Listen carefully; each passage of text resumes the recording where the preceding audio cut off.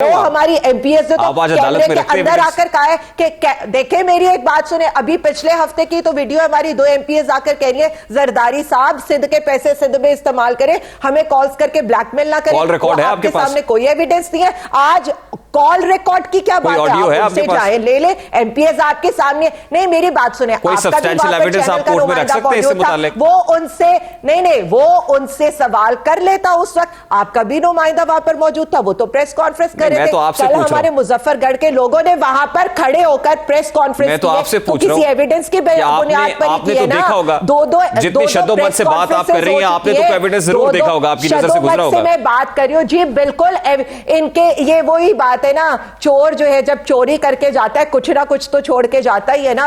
धमकियों के एविडेंसेस भी आ जाते हैं, प्राइवेट नंबर्स की कॉल्स भी आ जाती है, और ये भी आ जाती है कि इमरान खान पे हमने रेड लाइन लगा दी है, तो इमरान खान की तो अगर आपके पास कोई एविडेंस है तो भी दिखा दें। सिर्फ इतना देखिए, मेरी एक बात सुने, ये हमारी और हमारी लीडरशिप का मसला है, वो अवाम को दिखा देगी। कल जब वहां पर प्रेस कॉन्फ्रेंस के अंदर लोग खड़े थे, आपके चैनल्स के लोग थे, यू शुड आस्क देम कि इनसे अभी लाइव आप ले लें। आप मुझसे जो मांग रहे हैं लाइव है भी दिखा दें, आप अभी भेज दें, हम चला देते हैं। समझते हो? नहीं मैं देखिए मेरी एक बात सुने, आपको भी भेज देंगे, जब हमारी लीडरशिप समझेगी इस चीज को तो हम सारे मीडिया चैनल्स को भी दिखा देंगे। ये तो मेरी लीडरशिप का फैसला है, उससे कल आप कह रहे थे कि 188 नंबर है, फवाद साहब कह रहे थे। आज पार्लिमानी पार्टी इजलास में 177 लोग आप रिपोर्टेडली आप कहते हैं कि आए हैं, तो क्या वजह है कि हर रोज एक नंबर कम हो रहा है? नंबर कम नहीं हो रहा, शायद 177 लोग पीटीआई के थे और उसमें 10 लोग काफ लीग के आने हैं। और ये वाली जो बातें कर रहे हैं, मैं सिर्फ इतना बता दूं, देखिए जी, तो 2 लोग आपके सामने है ना, एक मोमिना वहीद साहिबा और एक खुरम लगारी साहब है। बता तो रही हूं आपको, जो खुरम लगारी साहब बाहर के मुल्क है और मोमिना वहीद साहिबा और तो सामने जो आ गए। उसके अलावा अगर जो भी डिफेक्ट करेगा, जैसे आज राना सनाउल्लाह ने कहा है, उनके ऊपर डिफेक्शन क्लॉज लग जाएगी। इसमें तो ये वही तो कह रहे हैं कि हम खरीद नहीं पा रहे क्योंकि सुप्रीम कोर्ट का ऑर्डर आप एग्री कर रही हैं कि इसके अलावा भी लोग हैं, अपने मुंह से एक्सेप्ट कर रहे हैं, वो तो अपने मुंह से इसलिए आप चाहती हैं कि वोट ऑफ नो कॉन्फिडेंस हो कि इनके ऊपर डिफेक्शन क्लॉज लग जाए, कोशिश भी कर रहे हैं। वोट होगा तो मामला मुख्तलिफ हो जाएगा, ये चाहते।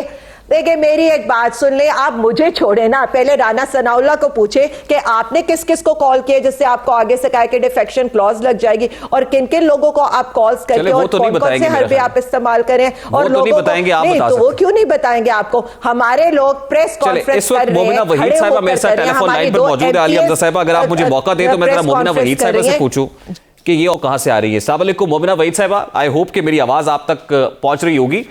सबसे पहले तो बड़ा सादा सा सवाल है, आज फवाद चौधरी साहब ये कह रहे हैं कि मोमिना वहीद साहिबा भी अल्टीमेटली आके हमें ही वोट डालेंगी। कल मामला कुछ और था, आज वो ये कह रही है, तो क्या सेटलमेंट हो गई है को पीटीआई के साथ, यानी बर्फ पिघल गई?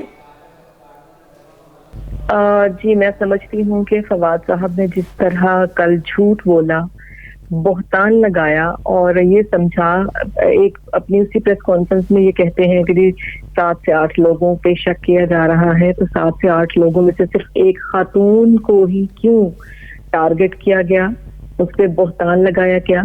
सिर्फ ये सोचकर, एक वो खालिस जो मर्दाना सोच है कि जी औरत को हम हिरासा कर लेंगे, उसको हम डरा देंगे, उसके साथ बदतमीजी कर देंगे तो वो खामोश रहेगी। तो फवाद साहब को मैं बता देना चाहती हूँ, जमाना बहुत बदल गया है। ये आपका लेट 90s का या अर्ली 2000 का जमाना नहीं है। आज की औरत जब वो गिल्टी नहीं है तो वो जवाब भी देती है, वो कानूनी कार्रवाई भी करती है। इनके मामलात मुझे नहीं पता कहाँ तय हुए हैं, क्योंकि इनके मामलात इन्होंने कभी खुद तय किए ही नहीं है। यानी बर्फ पिघली नहीं है, मामला जू के तू है। उन्होंने तो कहा था कि आप ऐसा करें, आप असेंबली में आ जाएं, अदरवाइज तो वो तादीबी कार्रवाई का इंदिया भी दे रहे थे। वो कर लेना, जो उन्होंने करना है, जो मैंने करना है वो मैं कर लूंगी। पहले तो इस इल्जाम का इन्हें जवाब देना होगा कोर्ट में आके, इंशाल्लाह। दूसरी बात ये है कि अब मुझे भी पता है कि पार्टी आपको शो कॉल्स कब करती है, डीसी तब कब होते हैं। मुझे तो ये भी यकीन है कि हो सकता है ये मामला इमरान खान साहब जो चेयरमैन है हमारी जमात के, उनके इल्म में ही न लाया गया हो, क्योंकि 4-6 लोग हैं उनके इर्द गिर्द जो उन्हें सब अच्छा है कि रिपोर्ट करते हैं। ये सब अच्छा है कि जो रिपोर्ट है उसमें हमें ये दिन दिखाए हैं, विफाक में हमारी हुकूमत नहीं रही, पंजाब के अंदर सियासी अदम इस्तेहकाम है, एक 10 सीटों वाली जमात उठकर हमें ब्लैकमेल करती है, तो ये सारे मामला इन्हीं लोगों के वजह से बने हैं। फवाद चौधरी के होते हुए मेरा ख्याल है कि हमारी जमात को बाहर से किसी दुश्मन की जरूरत नहीं है, किसी साजिश की जरूरत नहीं है। बुनियादी तौर पे आपका इख्तलाफ चौधरी परवेज इलाही से था और आप पहले भी हमारे प्रोग्राम में गुफ्तगू कर चुके हैं इस हवाले से कि चौधरी परवेज इलाही से जो रिजर्वेशंस है आप पीटीआई के साथ खड़ी रहेंगी, लेकिन अब पीटीआई के अपने लोगों ने उस वक्त सोशल मीडिया वॉरियर्स आप पर बंदूकें ताने खड़े थे, अब फ्रंट लाइनर्स फवाद चौधरी जैसे सीनियर वाइस प्रेसिडेंट जो पार्टी के हैं वो इस तरह की बातें कर रहे हैं, तो समझें कि पीटीआई के साथ ही अब चलना मुश्किल हो जाएगा, हालात इस नहज पर आज पहुंचे। फवाद साहब हो गए, इनके जैसे और 2-4 लोग हो गए, इनका तो एजेंडा है ना कि खान साहब को सियासी तौर पर ये तनहा करेंगे, हर मुहाज पे अकेला कर देंगे, इनके जो मुखलिस वर्कर हैं उनको इमरान खान से दूर कर देंगे, उनकी एक्सेस खत्म कर दी जाएगी, तो खान साहब को तनहा करके शिकस्त देने का जो प्लान है ना, कम से कम मैं इसका हिस्सा नहीं बनूंगी, मैं इसको पूरा नहीं होने दूंगी। क्यों? अगर आप जमात के साथ सिंसेर हैं, मुखलिस हैं, खड़ी हुई हैं, खान के साथ खड़ी हैं, तो खान साहब से आपको मुलाकात करनी चाहिए और बताना चाहिए कि ये मामलात हैं। तो आप तो अभी रावलपिंडी में हैं, उसके लिए तो जमान पार्क पहुंचना पड़ेगा आपको। जमान पार्क में तो किसी बात से पहुंचूंगी ना, मैं, मेरे चेयरमैन मुझे बुलाएं, मैं सर के बल से नहीं जाऊंगी। ठीक, आप इंतजार कर रही हैं कि चेयरमैन अगर कॉल करे तो आप आएंगी, और फिर अगर चेयरमैन कहें तो वोट डालने के लिए भी आप आदा हो जाएंगी। हाँ, फवाद साहब माफी मांगे, एक प्रेस कॉन्फ्रेंस करके जैसे इन्होंने इल्जाम लगाया। ये जरा मैं आलिया हमजा साहब से पूछता हूं ना कि रेडी हो जाएंगे। आलिया हमजा साहब, आपने सुनी मोमिना वहीद साहिबा की गुफ्तगू के सबसे पहले तो वो कहती है खातून से मुतालिक जैसी गुफ्तगू हुई और जो इल्जाम लगाया है वही बात कर रही है कि आप कोर्ट में आके जरा इसको देख लेना, इसको एविडेंस प्रोड्यूस कर लें, तो कैसे रिस्पॉन्ड करेंगी जरा क्विकली, क्योंकि उसके बाद ब्रेक पे जाना है मुझे।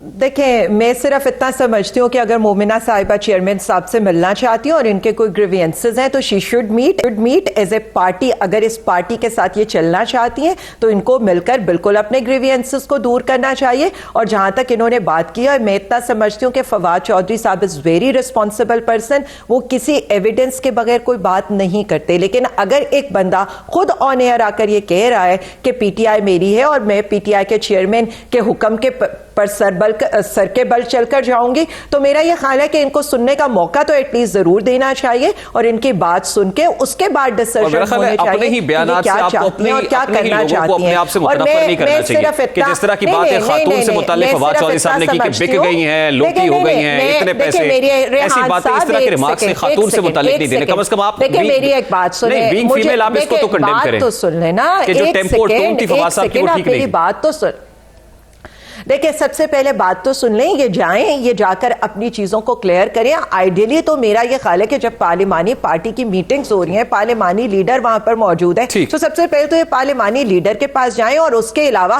खवातीन की मीटिंग खान साहब ने कॉल की है, आप अलग से कह दें कि जी खान साहब मुझे 5 मिनट मैंने आपके साथ बैठकर एक बात करनी है, मेरे कोई ग्रीवियंसेस है, मुझे पार्टी से, पार्टी की लीडरशिप से, किसी से भी कोई भी इख्तलाफात है तो आप बयान करें। मेरे ख्याल में ये पार्टी की जो बात है वो पार्टी के अंदर ही सॉर्ट आउट होनी चाहिए, वो मीडिया खेल के नहीं होने चाहिए।